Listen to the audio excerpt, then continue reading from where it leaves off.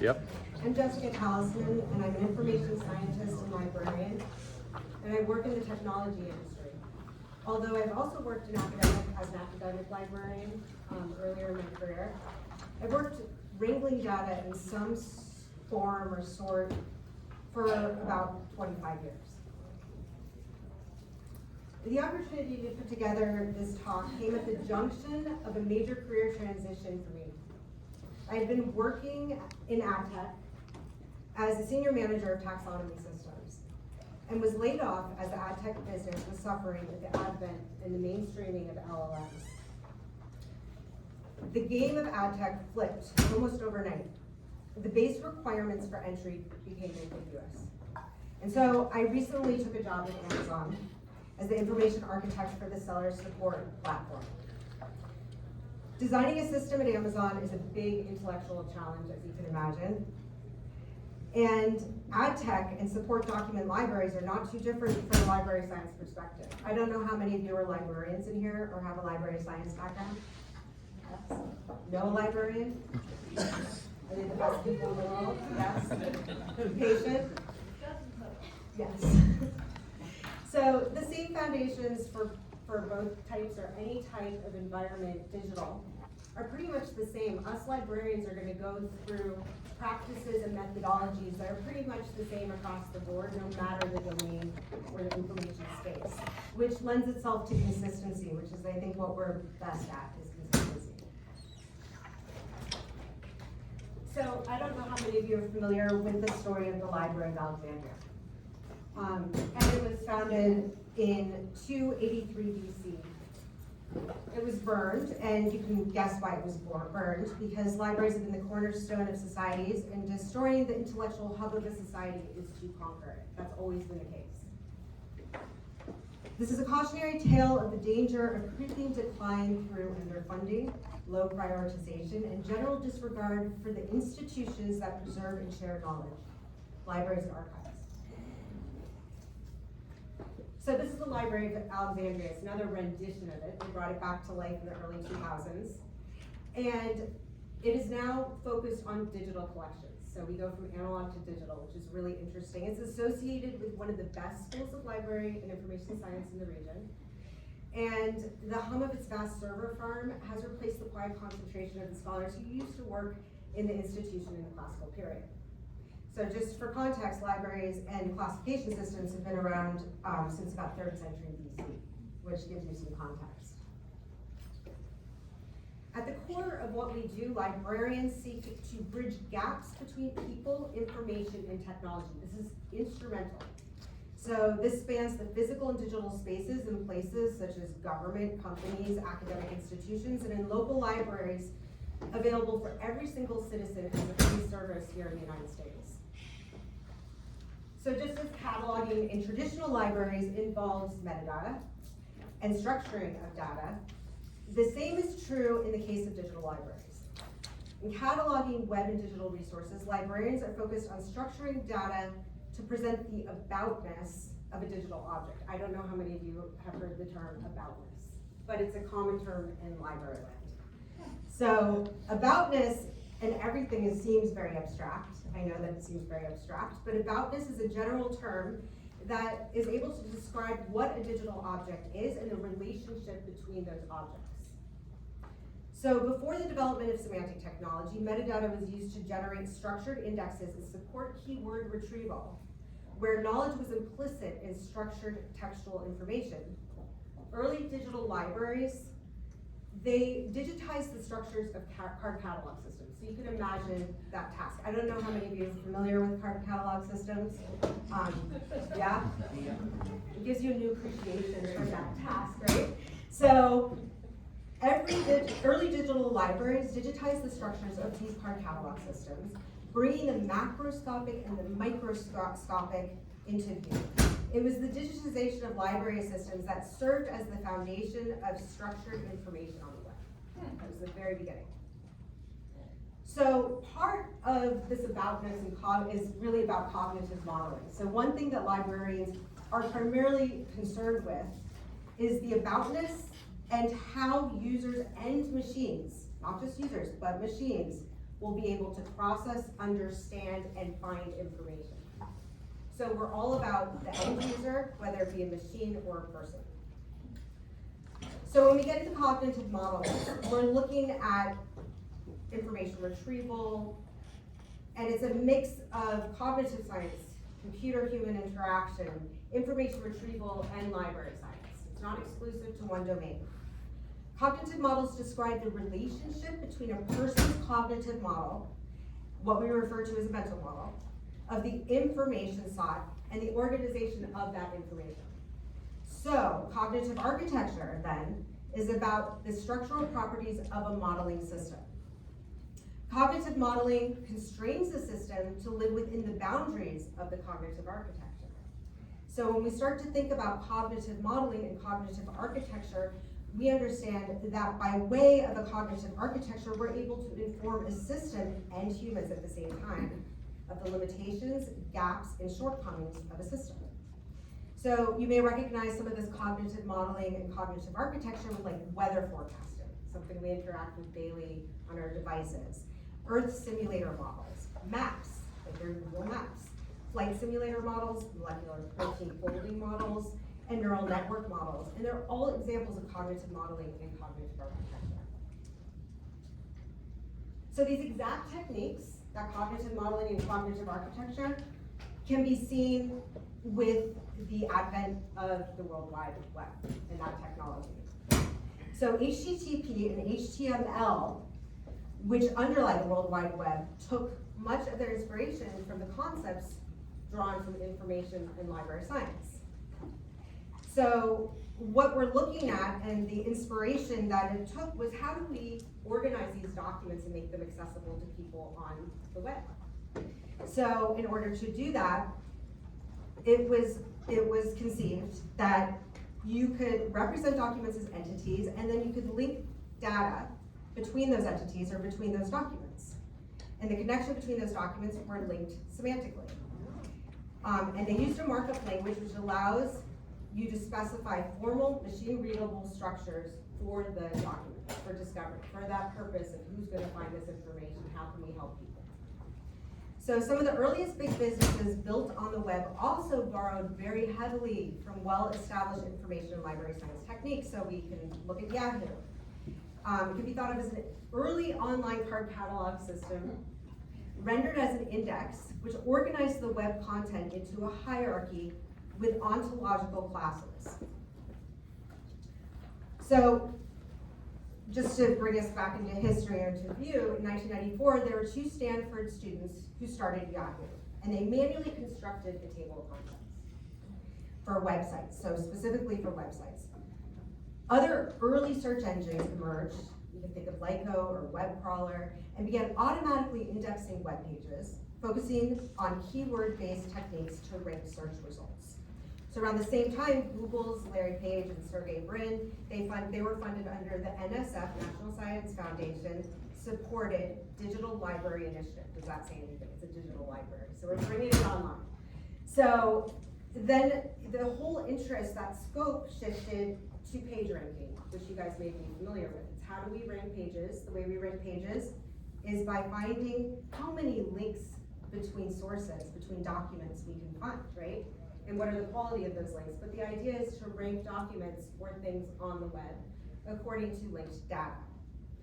Linked data provided a map to the sharing of information, and it grounded digital objects in a source of truth based on human classification of knowledge. So that's what's really interesting. Their whole initiative was about classification of knowledge and looking at judgment from the humans that created links between the pages. So judging the value of these links to documents from those links that are created. So the original Google prototypes crawled from page to page by following links. It compiled a standard text index and mapped out a vast family tree that reflected the web links among pages. It was like an early knowledge graph, really. So to calculate rankings from this family tree or taxonomy, Sergey and Larry developed the PageRank method, and PageRank is the method of applying ranks to the web pages. So that became codified on the web, and then now we have Google. So let's look at how the space has evolved over the years. So today, the latest innovation in search engines and information retrieval on the web have been grounded in generative AI. So these techniques and large language models are built using an AI technique called deep learning, which employs multi-layer neural networks with layers of transformers. So OpenAI's ChatGPT is the most well-known of the LLMs today. The GPT stands for Generative Pre-trained Transformer. And these models can be absolutely massive. The training data set for the ChatGPT model is over 45 terabytes in size, and the trained model has over 1.5 billion parameters, which you can think of as individual logic gates within the model. So as you can imagine, given these numbers, these models are quite expensive to train in compute time. And in terms of compute power, money, and time, the cost of a single training run can top $100 million. So it's quite expensive. So because of the cost of training an LLM, AI and ML researchers have been working in this space and have developed a technique called retrieval augmented generation. So many of you have probably gone to a presentation about this. And this technique, also called RAG, allows you to supplement the data in the pre-trained model with other context data which wasn't available when the foundational LLM was trained. And this could be really helpful if your data is semi-structured, not completely structured. You don't have the context around your data in order to help to direct the model. So a good example of this, and when it comes in handy, is when you want to join an internal company's data sources, like wikis or help pages and internal knowledge graphs, with the power of the LLM. So paying OpenAI for a custom trained model that includes the 45 terabytes of their standard data sources, as well as your corporate data assets, would be prohibitively expensive in most cases. I mean, a lot of companies have actually been experiencing this and having to shrink back because of the cost and expense has been so intense. So RAG presents a solution. And not all RAG results will be the same is the problem. There's no consistency to it. That's the problem. So the structure, quality, and consistency of the inputs can have a huge impact on the results. So it makes us have to look back at the original source, our data. How is it structured? Do we have context? Have we added meaning? Embodied cognition, so now we're arriving at a new concept, and this is built on top of everything we've already talked about. We have cognitive models, cognitive architecture, and then there's this land of embodied architecture, or embodied cognition. So when we get to embodied cognition, it's the subdomain of cognitive modeling and open dynamical systems. So the idea of embodied cognition is shaped by the indicators and mediators within a system. So indicators carry information about the existence of an object in an information environment. So this could be a taxonomy. This could be because the hierarchy of a taxonomy acts as indicators as these information bits exist relative to other pieces of information. So we're adding context. The mediator delivers information about the environment. So this is different. The mediator serves to deliver the information about the environment that the information lives in, that they coexist in. So think of a mediator as a description of the environment, which might include language or the lexicon. It might include translations and agents within. A mediator may be described using a schema, an ontology, or a knowledge graph. RAG, retrieval augmented generation, is a great example of a mediator. So it's helping to basically referee within that cognitive embodiment, or that embodiment of what we call AI, that environment. Simplified, for a librarian, these information objects exist as artifacts first. That's how librarians treat things. They're artifacts first. And the machine cognitive model, the human cognitive model and the machine cognitive model are described. So what we're doing is we are trying to embody how a user, an end user, a human may use the information, and we're trying to sync that with how a machine might understand the information and make it useful to both. So the end goal is to make use of information acquired during the information gathering process, which might be AI, for example, and then from an internal perspective, helping to clean and structure your data. And you are trying to make the information presentable so that it's organized and accurate.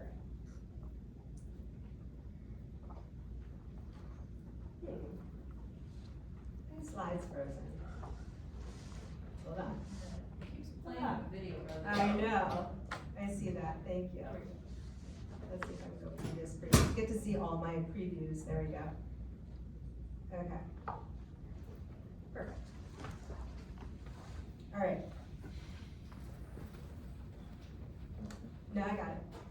There we go. Switch it up there. Yeah. All right, guys. So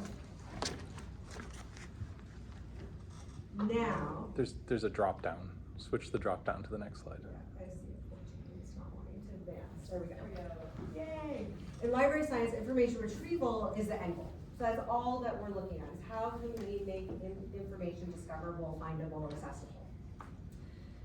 Coined in 1952 as a facet of library science, information retrieval advances in libraries are beginning to expand into the digital realm. And that is beyond managing physical repositories of books. So we're tasked with digitizing and organizing. So vast improvements in cataloging and indexing presented new models to support human information retrieval processes in digital landscapes. That was instrumental. Where does information architecture fit into this? So that's another layer. Information architecture is about describing aboutness. So you remember how we started. It's about aboutness. We're experts in prioritizing structure and meaning of objects, or describing artifacts within an existing system. We create systems for organizing based upon methodologies used for thousands of years in the library information science domain. Classification schemes such as taxonomies and ontologies are used to describe context and relationships between and within artifacts. This includes co-location of things. If you're a librarian or an information scientist, you might know that. And these things, our aim is to help to convey an understanding beyond whatever the local instance is. So we're not so much concerned not only with how we organize things locally, but it has to be able to be translated across environments. Information, the library and information science domain, one of the priorities is classification schemes. And so when we look at this, we're always concerned with how we're going to make that information accessible and usable. If we look at the aboutness of an information artifact in the library domain, we can see each part that makes up the whole. So when we look at a bibliographic record, or this is our catalog system, we can see that we have a call number, which might be the location, we have author, title, subtitle, and so on. And there are descriptions of this and instances of this artifact. So the instances might be the publisher or the date of publication. If you have a second edition, a third edition, and it follows a certain sequence so that everything stays connected. Nothing becomes unjoined. We know that this artifact has a who, what, when, where, and how. But the why is left up to the user. So in library science, it is up to the user to determine what that information is, and it's up to the end user to determine the value of the information and to integrate the information to convert that into knowledge. So that's one thing, just serving information, it's up to the end user, and there's a reason for that. To view knowledge, data must be structured to become information. That's just a fact. So controlled vocabularies, taxonomies, thesauri, and ontologies represent stages or layers in structuring data, and also are a way to deal with complexity. So it's a phased and staged approach, and the sequence was codified as a methodology with the digitization of bibliographic records and linking of records, just like we did online for the very beginning of the web. So when we're looking at how we structure data, we have proven over a very long time that this method is successful and aim to support information retrieval and cognitive models to support information retrieval, because that's the end goal. If machines and humans are able to discover and manage information successfully, then the data modeling methodology works. We can assume that. To be clear, librarians are not tasked with interpreting data or information. That would be introducing bias. We only want to structure artifacts to help humans and machines find the things as accurately and as quickly as possible. This modeling practice is known as intentional arrangement. And yes, if you go to library school, information in library school, you will probably have a class that very heavily involves intentional arrangement of things. The only way artifacts can act upon the relationships stated in this intentional arrangement is with intentional data interoperability. So data interoperability relies upon the structures of files, metadata models and metadata standards, common vocabularies, and a standard lexicon.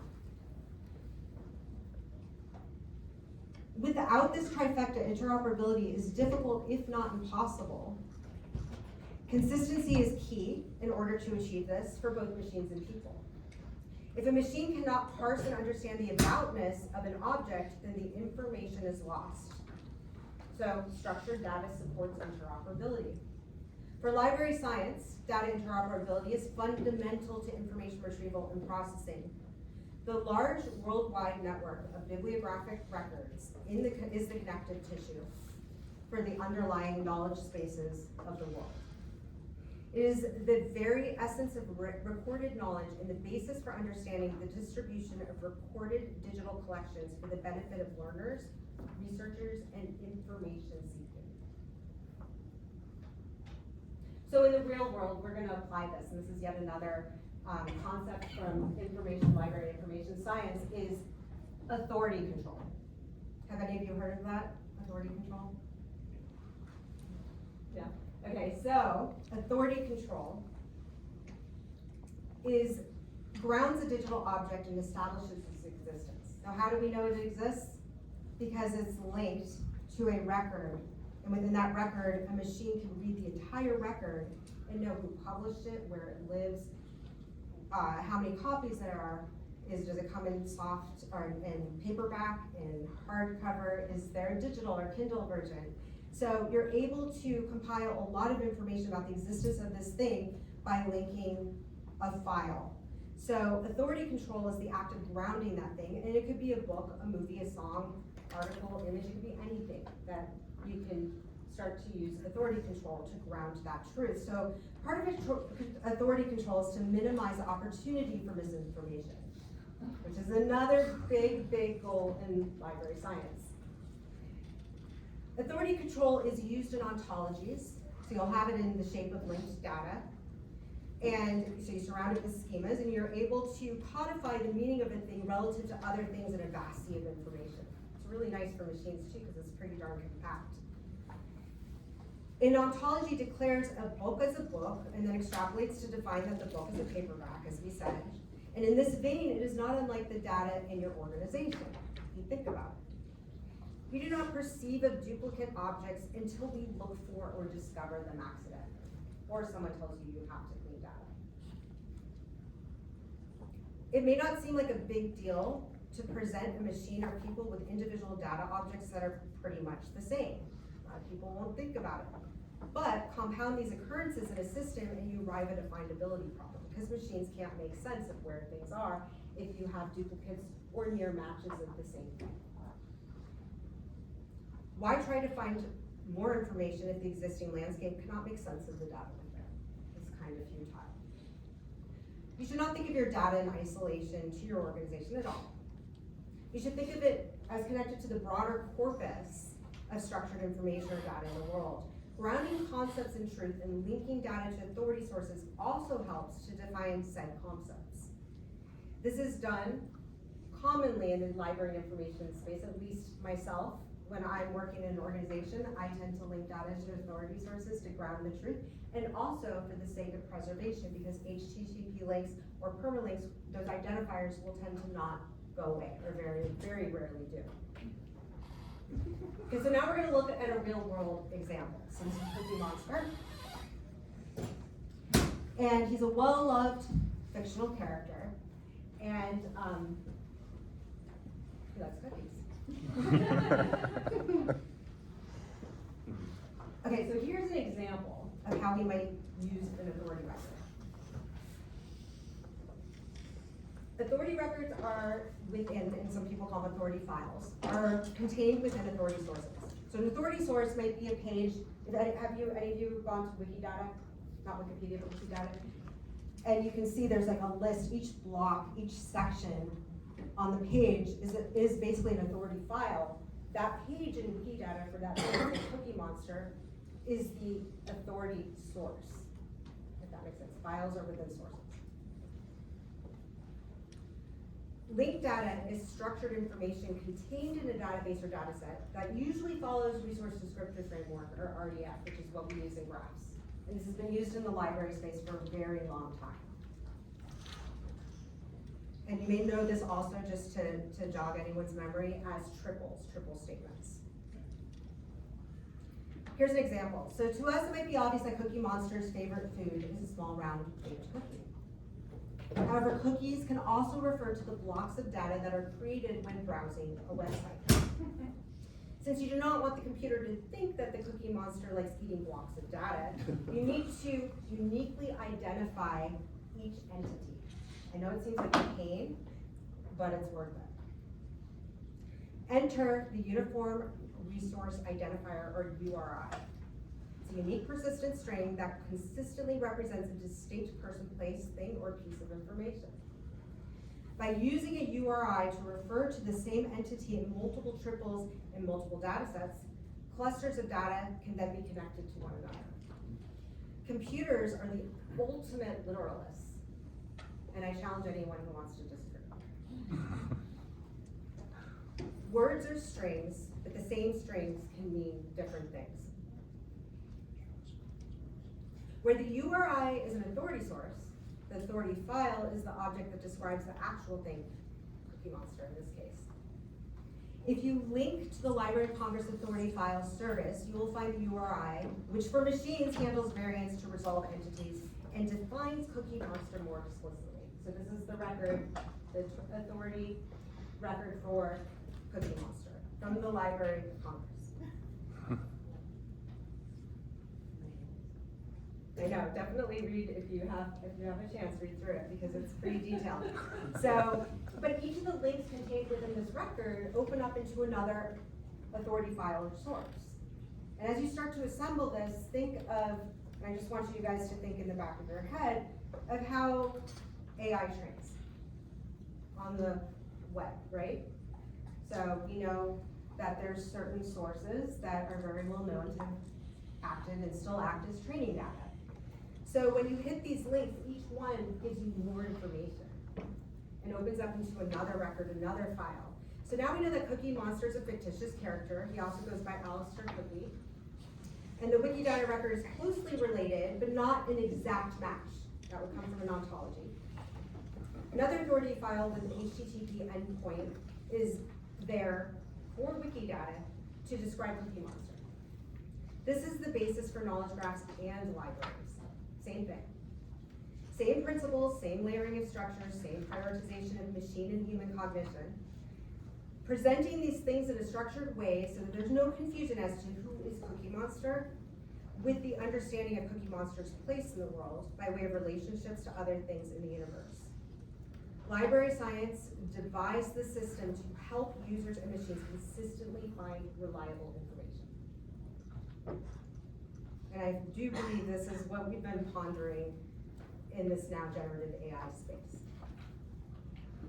So now we go to the Wikidata page, and this is for Cookie Monster. I did a little graph query and I provided up in the left-hand corner if anyone wants to grab it. And Wikidata brings library classification of digital objects into the Internet Commons. That's something else you'll hear in library science, the commons. So within the Internet, we're trying to create a system that is interoperable, essentially, that can be read by machines in a very machine-readable fashion. All too often, and this is my personal antidote about this, is I work with data engineers, or any engineer for that matter, excited about linked data and knowledge graphs. They're so excited. And these people are quick to jump to using Wikipedia. very common to use Wikipedia to try to train models, which you realize are moving objects. Wikipedia is not the source file, and that's another library term. It's not the source file or authority source. Wikidata is the authority source for Wikipedia. The thing is, for human translation, we go to a Wikipedia page, it's all spelled out. Wikidata record is an authority source record. But if I query Wikidata, look at that. I have a graph. And it's about Cookie Monster still. So the idea is that we're creating essentially an information quality governance, right? And we are providing checks and balances. And most importantly, we're giving so many files of information that are compacted into these HTTP or URIs, kernels. In present day AI is about the discovery of information. Structured data is instrumental. So training data, such as using Wikidata and Wikipedia, are so important as inputs for AI because of structured data. However, you can't derive much value from Wikipedia without Wikidata. These taxonomies and ontologies, which there are taxonomies and ontologies in these files, shape how large language models assemble information to allow for meaningful output. So if we wonder, oh my gosh, how is this thing talking to me like a person, like most people have in the world? There's cognition. Is this a coincidence? I mean, this is, I asked ChatGPT to also create a query not specifically, it's specifically for Wikidata. So I was very, very specific about Wikidata. And I was specific about Cookie Monster. So it created this query. I did compare it to my query. It was pretty darn aligned. It contains Wikidata ontology identifiers. You can do this across many different authority sources and query ChatGPT as an example, and it will return the exact property identifiers. And those property identifiers link to that authority source as we said, or authority files. So training on Wikidata is important to the existence of generative AI to some extent. At least the ChatGPT instance, which is trying to give some sort of understanding of the world at large, the universe. So ChatGPT, I think it'd be fair to say that it relies on authority control to consume packages of information efficiently. And that's true for other authority sources as well. And again, remember, that all falls under the domain of authority control. Within an authority source, these authority files are hyperlinked terms, and they're the gray sidebar. Those are ontological properties, and it's part of that Wikidata larger taxonomy and ontology. So when and if you get the Wikidata or the Wikidata ontology and taxonomy files, you'll see how the data is structured logically, and you'll also start to understand how that can manifest or create a knowledge graph. I think a great exercise, and it's a good level set exercise, is to actually experiment with some sort of graph tool to grab those files and see how it renders. It's a knowledge graph because Wikidata has structured data, library science style. It's layers. It works and it is inherently scalable and extensible. On a Wikidata page, you can follow the sequence, and Wikidata does have available downloads, remember that. And there are definitions, text definitions. Does that make a difference? Yes, it does. Disambiguation is really important when you're trying to train a model. Notice how nicely Wikidata captures his catchphrase, me want cookie, me like cookie. That's important because you're able to invoke that emotion. You can actually do that in these records. The definition of Cookie Monster from ChatGPT is created from the context of its associations, including the tagline, "You want cookie." The core of how we structure and define digital objects is really brought to light here. If a machine consumes authority files, and follows an explicit roadmap defined by ontologies and linked data, the convergence and assemblance of this information renders as a complete descriptive explanation of cookie monster. We should be quite curious as to what ChatGPT output would look like if we were to remove structured data sources like Wikidata, Library of Congress, and other highly structured open data sources from the training data sets for that model. So this is a librarian's toolbox. These are just some of those authority sources and authority files or containing authority files. They're ones that I tend to refer to and use. It's a great way to explore structured data, start to unpack what's involved. I know that a lot of organizations, people will say it takes too much time. We don't have time. We need to do this quickly. We need to do a proof of concept. This is so boring. You get the idea.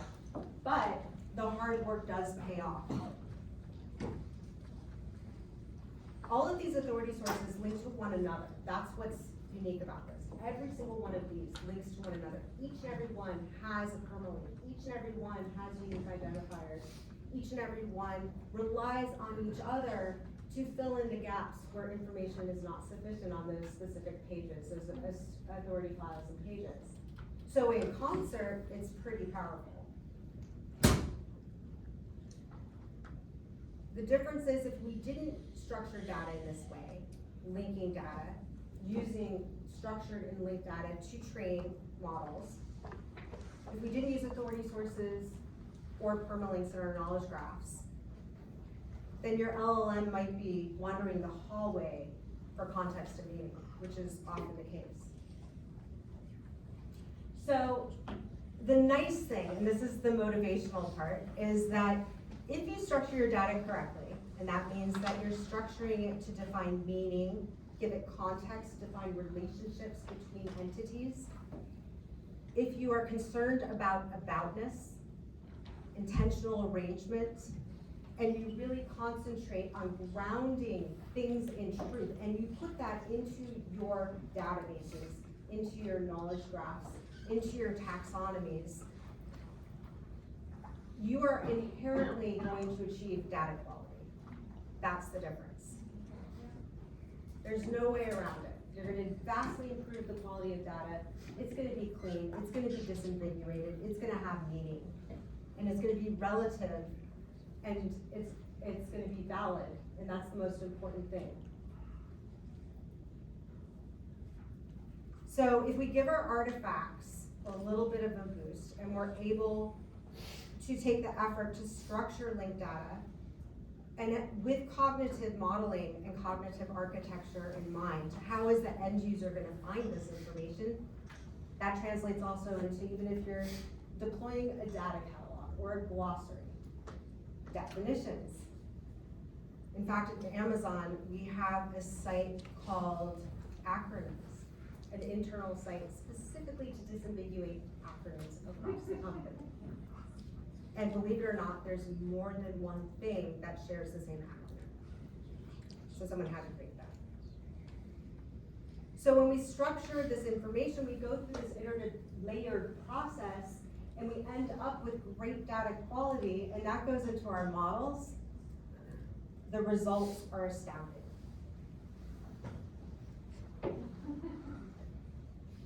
So when we talk about aboutness, intentional arrangement, and AI, we can all agree that in some way, words are hard, they're difficult. But without words, we do not have meaning. That's the difference. Without language, we don't have language models. So instead of looking for the needle in the haystack, the idea of structuring your data in the same way that machines, even AI, is trained, do you think that OpenAI structured data or followed the ontologies or really did construct something to make sense and to map data to these open sources? Language models need our input and they need structured data. So can global library science concepts such as cognitive modeling, aboutness, and intentional arrangement really help models train and as a result, deliver more relevant and accurate output? I'd say yes. So the very act of structuring your data for humans and machine consumption is an intentional arrangement. And the reason why I bring intention into this purview is because intention means you care. You care about the findability and discovery of your data, and also the results you expect it to return. We treat it as a first-class citizen. The very act of understanding that LLMs need the aboutness and intentional arrangement of things is clear. We need context and we need structure to derive meaning. There's no way to derive meaning if you don't have context and structure. How does a data become data, and how does data then become information? How does information become knowledge? So if we desire to extract meaning out of AI, obviously we need to structure our data. That's actually obvious to me, but then we have to look at methodologies of how we're going to structure that data. And in order to do so successfully, the idea is to follow this iterative process. Know that it's never over, it's never done. It's a constant process. It's a learning process. And I guess we can assume that your added benefit, if there's any reward at the end of the rainbow, is you're going to have consistent results. You're going to help to deploy consistency across your organization in every single data and information space. So thank you.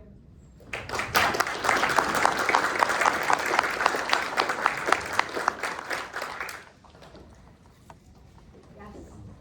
Can you make your slide presentations available? Absolutely. Yes. Go find me a library. Yeah. Is there anything library science that covers errors in the graph, detection, intentional, is there a process, or is there a For diagnosing or figuring out